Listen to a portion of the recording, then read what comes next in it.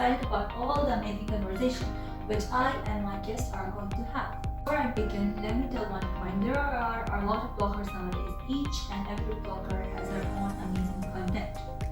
Similarly, the blogger next today is a blogger from UAE. She is not only an amazing lifestyle blogger but also an amazing food and motherhood blogger. In today's episode, we will be discussing about what is profession and why one should opt for IT field. What can you anticipate from IT field? Before any delay, let me introduce Sabiha. Assalamualaikum. How are you? Assalamu alaikum, Laiba. Alhamdulillah, I'm doing very well. How are you doing? Well, I'm also good. Well, Sabiha, it's so good to have you. Thank you so much for joining me. So, Sabiha, can you give us a small brief introduction about yourself? My name is Sabiha. I usually introduce myself as a working mom. So I have a full-time duty at home with my son Iraj keeping me completely occupied. And apart from that, I teach at university. I'm a university lecturer. And mainly I teach undergraduate IT units. Okay, great. Now, as quarantine time is over, how is the new normal life going on? Ever since quarantine got over, things are very much relaxed now. The new normal, as we say it, is quite normal, except for that you have to go around with your masks on. That's the only thing that's different. But apart from that, I think it's just okay. And as long as you're keeping yourself safe and sanitizing yourself every now and then that you come in contact with things and objects, I think you're good to go. I don't think you should be worrying too much as long as you can keep yourself sanitized and keep yourself at a proper social distance from people. So, when it was quarantine, how did you feel? Happy or sad? So I think I had mixed feelings when COVID came into place and when we had the quarantine, because I used to work. I was working and I was working by going to university physically, but all of a sudden that stopped. I was sort of happy because I didn't have to dress up in the morning. I didn't have to commute. I could just wake up, say 10 minutes before my class and start teaching. So I was happy in that way. And also I could spend so much extra time with my son. But at the same time, I felt really suffocated being home all the time. It was very difficult because not going out meant also not going out for dining or going out just for the sake of getting some fresh air. So that way it was quite difficult for us to adapt in that quarantine situation. What are your opinions on COVID-19? What do you think is the impact of COVID-19? That this was something that just came into place because Allah wanted it, so we had it. Things are better now, much better, because we know how to treat it. We know how it needs to be treated, and governments are taking their measurements properly. The hospitals are doing what they need to do. The doctors know what they need to tell to a COVID patient. So things have really calmed down now. Things are a lot slower, even though the numbers are still rising, but the casualties based or the effects after someone being diagnosed with corona or COVID-19 is still not that harsh as it was before, because previously there was a lot of uncertainty, but now we know how to get this in control. Exactly. How did you start blogging? What made you think that you should also have your own blog? So I remember it was like the second year after my marriage, and I was home, I think, and I was just too bored. I think that's one of the main reasons I started having this public account.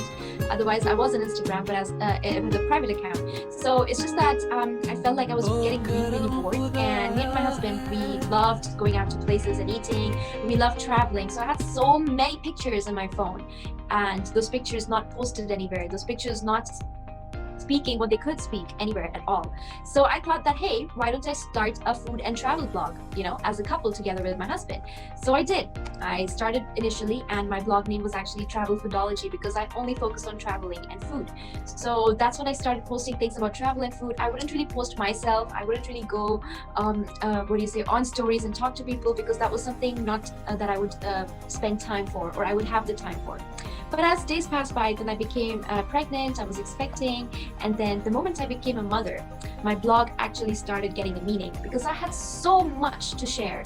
I had so much to tell people that, hey, this is what I heard, this is what happened. So what you hear from people and what you experience, there's a huge difference in that.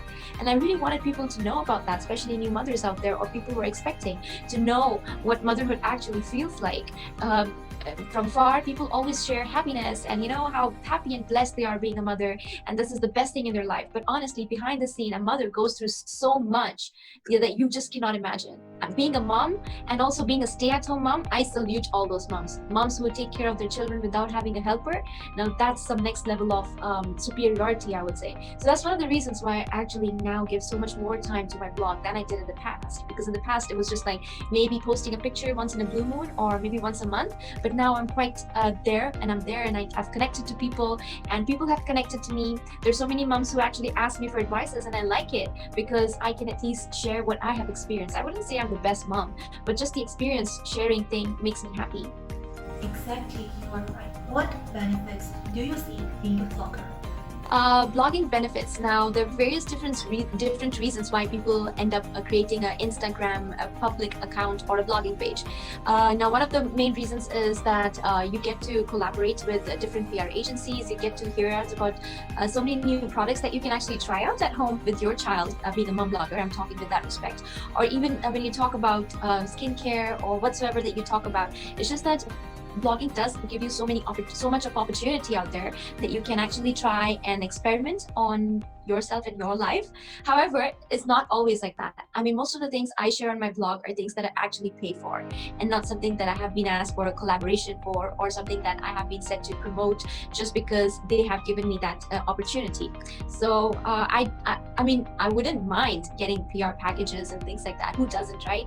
But I focus more on honest reviews that I personally use for my child or even for myself, and I like to promote the same. When you started blogging, did you have any favorite bloggers? If yes, can you name any two favorite bloggers? Initially, I honestly did not know bloggers existed. I mean, even when I started my page, I didn't know that, hey, there are bloggers out there and who share about so many things. I didn't even know that there's something called this PR collaboration, because I was in my own world, and I never really searched for any such thing as well. But when I got to know, I was really astonished. So I think one of the first few bloggers that I actually followed were, I think, Verda from Mom in Dubai. She was one of the first few bloggers that I followed, and she used to share about her son and things like that. That really made me happy, and things that she did, how she went on from being an introvert to an extrovert. So all that was quite good, and I mean, that sort of made me feel like, okay, people actually do this. So I mean, I used to watch her stories and things like that as well. And I can't really think about a second blogger, because nowadays I have been following quite a lot of fellow bloggers, and I mean, I have equal preference for all of them. Now it's time for game. It's time for favorito. So I'm gonna ask you favorite things. So what's your favorite food? I love pizza. I love anything Italian. So pasta and pizza, I think, are my most favorite food. What's your favorite dessert? I would always say chocolate molten cake from Chili's. That's like my favorite. What's your favorite sport? Not really into sports. I remember I was like the most non-sporty person back in school, but I do like badminton. And what's your favorite movie? Not really. I mean, I like movies in general, but I don't really consider something my favorite that I can watch again and again. Okay, great. What about your favorite genre? Currently, no, but in the past, I was a hardcore fan of Vampire Diaries, and also the original. So anything with vampires used to make me so excited, and I would literally binge watch, if at all. I could literally stay up all night and keep watching those series. And So do you like reading books? Do you have any favorite book? for quite a long time, I haven't really been reading any books or novels, but back in school days, I loved the entire collection of Harry Potter by J.K. Rowling. That was my favorite. I literally read one of the latest of her books. Oh, that's great. Series are my favorite as well. What about actor and actress? No one as such. But because I just spoke about Vampire Diaries earlier, I remember I really like Ian Somerhalder. I keep telling my husband as well. One of my favorite actors. So what about board games? Do you have any favorite board game or not? Board games, yeah. I really like playing Monopoly. As always, every Desi house we play Ludo. And whenever you have like a lot of people at home, Ludo is the game, especially with your in-laws or extended family members. It's just fun, especially people who are a bit older. Playing with them Ludo, they are really excited, and that makes you excited as well. Favorite thing to do alone? When I'm alone, I think I'm mostly these days just sitting on Instagram. But yeah, in the past, when I was alone, I would really like watching series. So I would open up Netflix or just go onto some sites where I can watch series that are available for free, and I would really enjoy English series in particular. Great. What has been the best moment of yours this year so far? My best moment. I did remember I did have like two good things this year, but I can't remember. One of the good thing is that one of my research was published in Sage journals, so I was really excited that hey, this is a good news.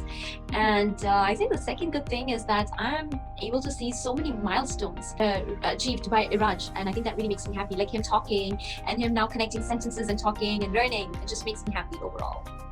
Okay, great. So what motivates you to get up every morning? I think I have a choice. My son wakes up before me, and he's the one who wakes me up every morning. He's my alarm clock, so I don't think I have a choice to wake up or not wake up.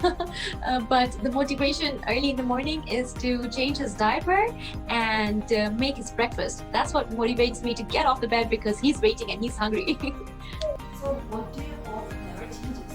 I hope that the bond I have at home with my husband and with my child as a family, I hope that never changes, and I hope we always stay together with each other. That's something that means a lot to me. So I really hope that we're always the way that we are now and the way that we were 4 years back. Who inspires you the most in your life? Always been very, very inspired by my mom, honestly speaking. She is a sacrificer. She is a strong soul.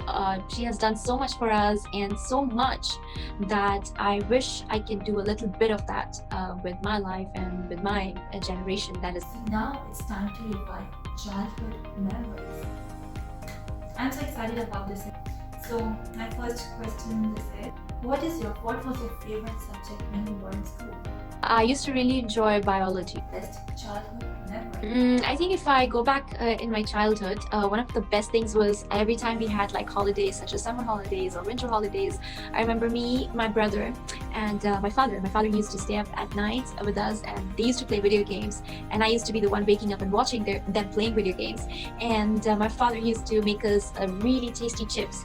And back in the days, on Indian TV, you would see this advertisement says, "Bole mere lips, I love Uncle Chips." So I used to say something similar, that "Bole mere lips, I love Abbu Chips," because he used to make such good chips. And not just that, he used to make a lot of variety of fusion items for us at night, because my mom would be sleeping, but my father at the other end, he would be awake entertaining us and give us some really tasty things to eat. So that's something I remember and I cherish the most from my childhood.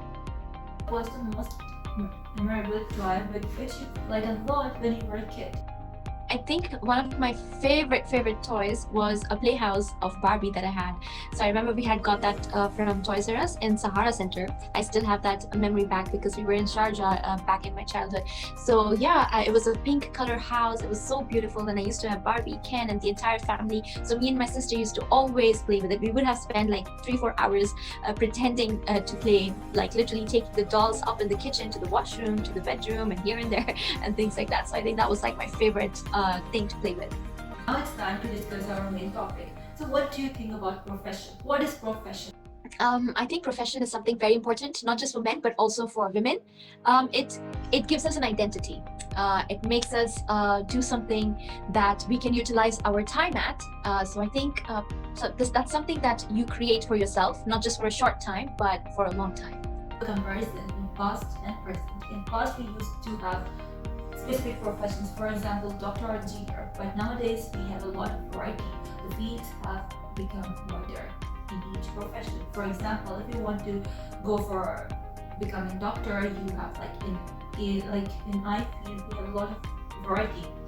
So similarly, if you opt for computer science, there are a lot of options. For example, cybersecurity or artificial intelligence or network or computer science. Do you think a student should opt for? I honestly think the scope out there is wide. There is no restriction or limitation as to what students should pursue or should not pursue. But as you can see, a lot in forensics is growing up, so that's something that students can opt for. And IT is something that is always going to be here as long as that you can think about, because everything that's happening in the world is connected to technology somehow, and technology is evolving pretty much every day, and it's drastic change. So that's one of the things that could be really useful and helpful for students to join in. Apart from that, I think more than looking at the scope and then deciding your future, I think you should look at what is it that interests you as a person, as a child, or as a student, and then go ahead with that particular prospect. Because usually what happens is when you think of a profession and then you decide your pathway, it doesn't really work out that way, because maybe the subjects and the content or things that are involved in leading to that profession is not something that you're good at. So that's something you need to really think out for yourself. You need to see what is it that you are interested in, and then decide what is it that you can actually pick as a profession. Like for me, as I grew up, I decided that, okay, IT is something that I'm interested in. But I did not decide myself to become a lecturer or to go into this educational or teaching field. It was something that just came along the way. I did not restrict myself to that profession before I started studying. So that's something that I would really tell the students out there. Look at what interests you the most, and then decide what is it that you can be with that knowledge and interest that you have. While this a question analysis. Whenever somebody asks, what are you studying? So if the answer is IT field, the other person will say, oh my goodness, are you studying IT field? It's so difficult. Why didn't you opt for some other field? Why are you learning about coding? Like, it's so difficult. Why are you stressing yourself on this? So what are your opinions regarding this? Firstly, what I would like to say is that IT is vast, okay? IT does not mean you have to be a hardcore geek, or you have to know programming only. There's so many things that you can do by studying IT. There's so many different fields. There's cybersecurity, there is programming, there is software side, there's system analysis side, there's database side. There's just so much out there that you do not have to think that it's always difficult. Once you have a passion, or you have some sort of a extensive logical understanding and knowledge, you can always apply that in this particular stream. And I think a lot of times, usually I think it's the females that back out from IT, usually because in my classes, majority of the students are male as compared to female. So I think one of the main thing is that's because they think that it's difficult and it's hard, particularly because of not knowing how codes are written down. But that's the thing about education. That's the thing about studies. Once you enroll yourself into a university, once you start studying, you will then learn, and then you will apply that knowledge in real practical life. So my message to all students would be not to get afraid of a subject without knowing what that subject has for you. Computer field is mostly about coding. Computer field is mostly about coding, and coding is usually assumed harder by students, and students usually face a lot of difficulties learning or memorizing the concepts of codings. They struggle with coding since there are a lot of coding, so it's hard for students to keep the track of the codes. So how a student can memorize all the concepts of coding? Yes, we can't say that there's so much of coding. There are a lot of different programming languages, all right? But the main concept or the main basic for any programming language is the same. The algorithms are the same, and it's in English. It's just that how you translate an algorithm to a code varies. For example, Java has a different syntax, C has a different syntax, C++ has a slightly different syntax, and now we have Python, which is one of the vastly spread language that people are using now. So it's not about memorizing the codes. Okay, initially, maybe it's difficult just to look at it or understand that, hey, what does this code mean? But it's always about practice. The more you practice writing something, the more faster you get to learn. So it's not something that you can learn overnight, that, hey, I need to open this book and I need to memorize all of this and I'll be good to go. No, memorization doesn't work in IT. So that's something that people should know. It's about having that logical understanding and connecting that logical understanding with the concept or with the problem that is given in order to solve that particular problem. So you can't memorize anything. If you're here for memorizing, then IT would definitely not be the good fit. But if you want to learn and practice and develop something based on different concepts or algorithms behind it, then yes, IT would be a good profession to go for. There are so many fields in computer science, for example, information technology, cybersecurity, artificial intelligence, and computer science, etc. So what field do you think is much better to opt for? Field do you think is most interesting? Currently, what's booming is cybersecurity. Okay, that's something that's booming out there because it's quite new, and there's so much that you can learn. Apart from that, artificial intelligence, that's something that's really out there, and the scope in artificial intelligence is quite high because eventually everything that we're going to be interacting with soon in the future is going to be connected to artificial intelligence. In other words, we call it as the Internet of Things. Everything is indirectly going to be connected to the internet, and the future that we see is going to be quite different than the present or than the past. So these are the two things that have a very high, weightage with regards to the new developments coming in the world. However, things that have been there in the past, such as databases or software development, etc., they're still going to be there as well. So everything is still going to move forward. It's just going to evolve with time. But the only thing is that what you need to pick is what you are interested in. That's something I would always say. Do not follow the bandwagon. Do not follow what everyone's doing. See what is it that interests you. Hey, do I like databases or do I like networking? Do I understand this more or do I understand that more? So go with your brain. Whatever your brain and heart is saying is what you need to be going forward with. You're right. Sometimes a student struggles while selecting a specific field in computer. For example, he or she will think like they want to even study, they want to even know about databases or cybersecurity and artificial intelligence all together. So what about this? I would say because you can't study in your bachelor's, you pretty much study everything, little bit of everything. But when you pursue your master's, you have to pick a niche. Your niche has to be narrowed and not broadened. So it completely depends again. When you have more practice, you will eventually decide for yourself that, okay, this is something that has a high scope. It also depends where you're residing. So different parts of the world, different things are happening. So where you're residing, whatever is booming at that country, then try to go with that particular thing ahead. Something that can be with you and something that can give you a lot of job opportunities in the market, because after studying again, you don't really want to be sitting at home. You want to be doing that in practical life as well. So go for something that's out there, accepted in the job market that you actually reside in. So how one can decide picking up the right university regarding IT field in UAE or worldwide? All right, that's a very good question. So the thing is, when it comes to IT or when it comes to any education, you have to prioritize yourself with knowledge of the different countries and their universities that are established in your country. I will talk with regards to Dubai because this is where I resided. So here we've got Australian universities, we've got British universities, we've got a couple of American universities. We also have Indian universities. We also have universities from different parts of the world. So if you look at the universities, usually UK universities are quite well known and they're quite prestigious as well. Their education system is quite good and it's not that difficult either. On the other end, we have Australian universities. Now these universities are really good as well. Whenever you look out for a university, check out their ranking. Okay, you can look at a couple of ranking sites such as QS World Ranking or the Times, and then you can check out what the university ranking is. Anything with a higher ranking is always going to be a good university. All right, and the other thing is a lot of times when you reside in these countries such as Dubai or Riyadh or these type of countries where you are an expat, you need to look out for those countries that you would also like to move out in future.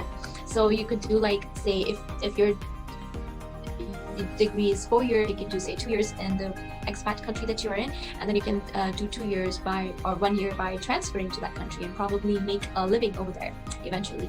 So that's something a lot of students do look out for. However, those students who would be staying in the same country, you can anytime pick up a university with a good ranking and that will secure you well.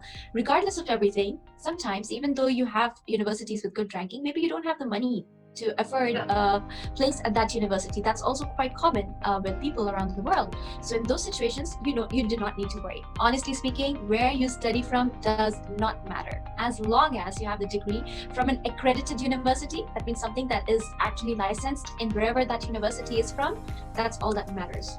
The rest depends on what you have acquired, the skills that you have obtained.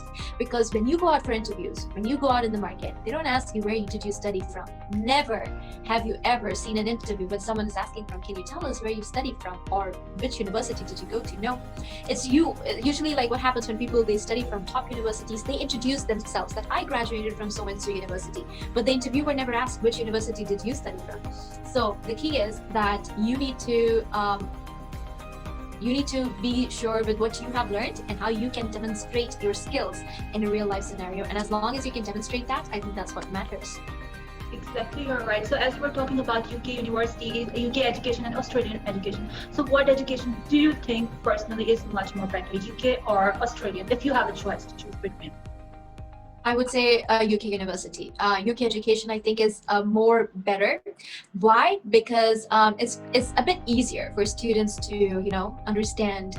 Their education system is not as difficult as the Australian education system. Australian's education system goes a little higher level when it comes to the content of IT. I'm talking with respect to IT only.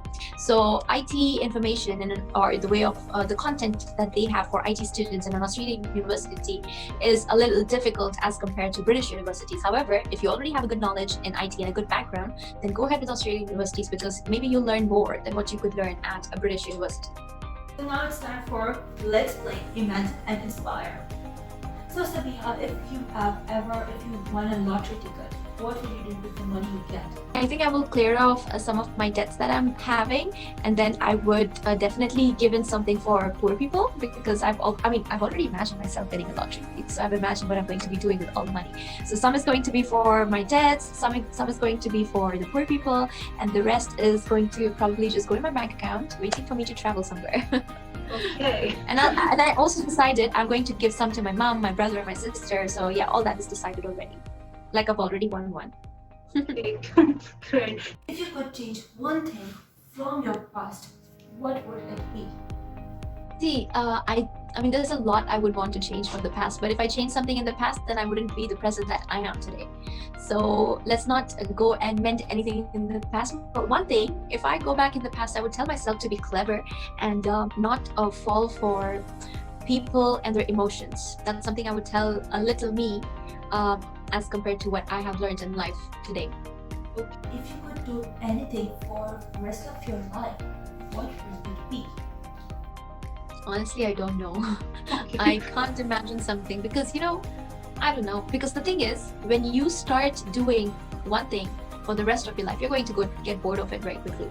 Not just that, even if you have, no matter what luxury you have it for a long time, you'll be bored for it. You want to move on to the next thing. So that's why I have no hopes for what I want to do.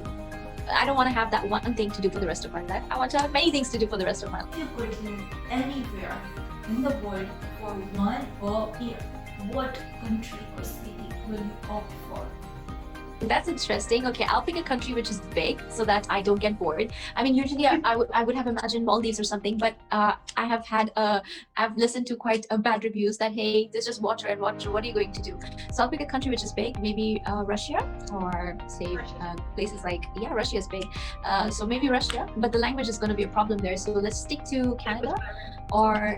Canada or the US, where I can just go all around the country, and like even going from one state to another takes you for like 5-6 hours in a flight. So I think that is a big country, and I can literally spend a year over there easily. Okay, so you would love to prefer USA first. And not US, but let's say Canada or Australia actually. If you get a chance to be on a reality show, what show will you opt for? Let's go to Kaun Banega Crorepati and become a Crorepati. So do you think if you go to this show, Kaun Banega Crorepati, you will win Crorepati? Yes, definitely. Why not? Okay, cool. One book changed your whole life? Like something that would really affect my life. Yeah, exactly. That motivated you. Okay. See, not like motivation and stuff. I don't really have any book, but I've had I think a couple of Ramadans back, I was reading the Holy Quran in English, and that book, because it's a book from Allah, and it's just like, it's too intense. I mean, that's something I would really recommend people to read because it gives you meaning to what you are reading in Arabic throughout your life, and it's just too much, I would say. I mean, it wakes you up. gives you a wake-up call Exactly. from you're life right. and what actually we're living for. Yeah. Yeah, true. Reading the translation, it actually gives you the meaning of life. And What is the one thing which you notice whenever you meet a new person? whenever you meet someone, Like someone new. yeah, someone new. I look at their personality, to be honest. I think that's the first thing that comes in mind, how they have dressed themselves up. Like how you need to look, what do you say, presentable. That's something I say. Doesn't matter what you're wearing. As long as you're looking presentable, it looks nice. I mean, it gives you a nice feeling that, hey, I can communicate with this person. So I think the first impression definitely matters with the way that you dress yourself up, because the way that you groom yourself up rather than dressing up. It's not about what clothes you're wearing. It's about how well or how groomed you look. And that's what the first thing that I look at in a person as well. Time for 60-second rapid fire round. In this round, I will be asking 6 questions and you will be answering as quick as you can. And which country grows the most fruit? Shall I give Seems you options? like, yeah, sure. China, USA, Russia. It has to be China for sure. Yeah, China is the correct answer. The company is owned by Jeff Bezos. The options are. Hey, I know. I don't need the options. I know. Amazon for sure. That's amazing. You said the correct answer. Okay, so the next question is very easy. Okay. In which city, in which country is the black hole present? Do you need the options? Yes, please. Kolkata, Mumbai, or Chennai? I'll have to fluke. Calcutta? Yes, that's the correct answer. So we have the next question. What is the capital of Morocco? Do you need the options? Rabat, Marrakesh, Ifrat. What do you think is the correct one? Rabat. It's the correct answer. Has won the most Oscar awards of all time till now. I'll give the. I think I know this one because we had asked in one of, there was one thing happening at my university where this question came in. Catherine Humphrey. Okay, it's the correct answer. So my next question is. Who invented popcorns? Charles Critter, George Fry, or Deng of Shank? I'm going to fluke. Is it Charles? Yes, it's the correct answer because just milk chocolate and ice cream was made by Tang of Shank. How do you relieve stress? I just cry out loud. I just cry, I just scream, and I think that's how I just release the stress out. Or I give a call to my best friend and she helps me getting my mind back together. I want to wind up our episode with few questions. What do you do when you are angry? I'm not a good person when I get angry. I don't think anyone is a good person, so Yeah, let's just not say it out loud. yeah. What would you like to change about yourself? I want to change my anger. Okay, I want to change my anger issues. Like, not issues, but it's just that when I get angry, I say out things that are harsh and rude and mean, but I don't mean all of them from my heart. So it's just that the anger makes me say things that I shouldn't be saying out, and it just ends up hurting the other person. What career path do you see yourself in the future?